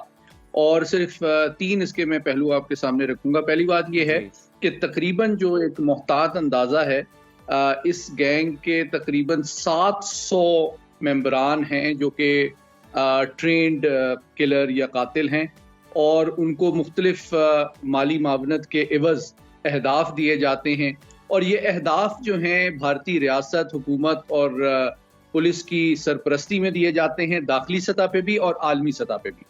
तो इन्होंने कई बड़े हाई प्रोफाइल असैसिनेशंस की हैं। अच्छा, इसका फ़ायदा भारतीय रियासत, पुलिस और इंटेलिजेंस को ये होता है कि ब्लेम जो है वो इस गैंग को कर दिया जाता है और वो खुद जो है बरी ज़िम्मा हो जाते हैं।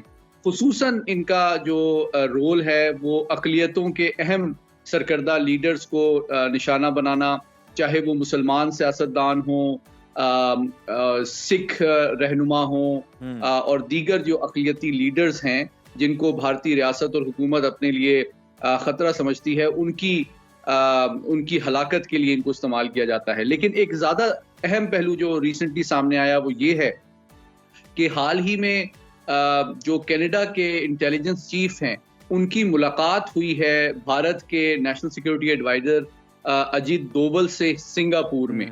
और इस दौर मुलाकात में उन्होंने कुछ सबूत शेयर किए कि इस कनाडा के अंदर भी जो सिख जो मुखालिफिन है भारत के, उनकी असैसिनेशन की कोशिशों में यही गैंग है इन्वॉल्व और इनको माली मावनत भी प्रोवाइड की गई है, वसाइल भी दिए गए हैं। सरकारी सरपरस्ती सिर्फ भारत के अंदर नहीं बल्कि कनाडा और दीगर ममालिक में भी इस तरह के गैंग की जा रही है, जिसके सबूत कनाडा के इंटेलिजेंस चीफ ने भारत के नेशनल सिक्योरिटी एडवाइजर से इस माह शेयर भी किए हैं।